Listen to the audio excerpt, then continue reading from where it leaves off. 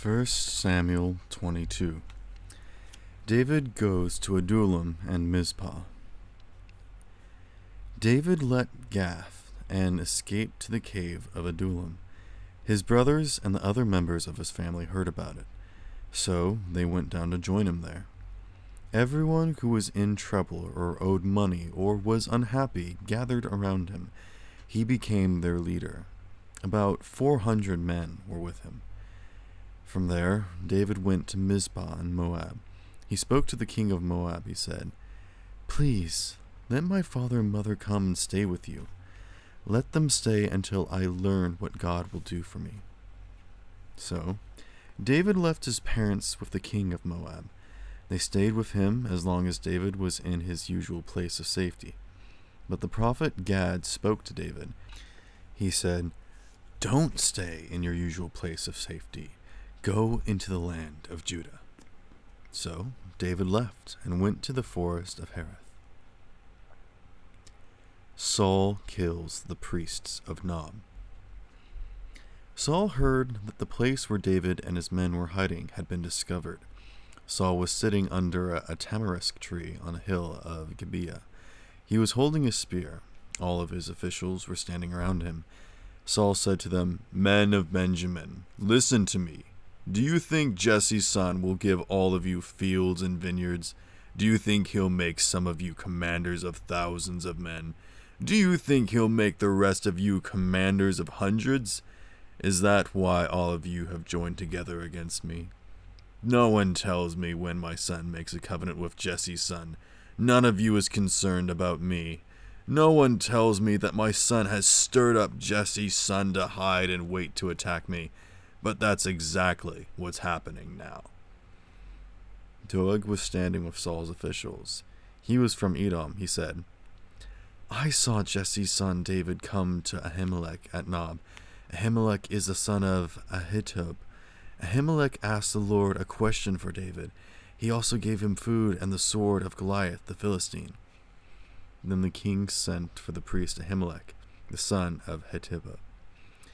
He sent for all of the men in his family. They were the priests of Nob. All of them came to the king. Saul said, "Son of Ahitub, listen to me." "Yes, master," he answered. Saul said to him, "Why have you and Jesse's son joined together against me? Why did you give him bread and a sword? Why did you ask God a question for him? Now he has turned against me. He is hiding and waiting to attack me right now." Ahimelech answered the king, "David is true to you. In fact, he's more true to you than anyone else who serves you. He's your own son-in-law. He's the captain of your own personal guards. He's the highly respected by everyone in your palace. Was that day the first time I asked God a question for him? Of course not. Please, don't bring charges against me. Please don't bring charges against anyone in my family. I don't know anything at all about this whole matter." But the king said, "Ahimelech, you will certainly be put to death. You and your whole family will be put to death." Then the king gave an order to the guards who were at his side. He said, "Go and kill the priests of the Lord. They are on David's side too. They knew he was running away from me, and they didn't tell me." But the king's officials wouldn't raise a hand to strike down the priests of the Lord. Then the king ordered Doeg, "You go and strike the priests down." So Doeg, the Edomite, went and struck them down. That day he killed 85 men who wore linen aprons. He also killed the people of Nob with his sword. Nob was a town where priests live. Doeg killed its men and women. He killed its children and babies. He also destroyed its cattle, donkeys, and sheep. But Abiathar, a son of Ahimelech, escaped.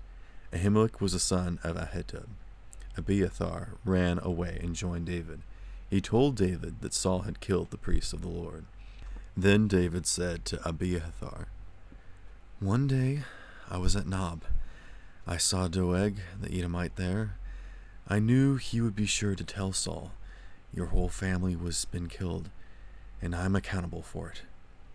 So, stay with me. Don't be afraid. The man who wants to kill you wants to kill me too. You will be safe with me.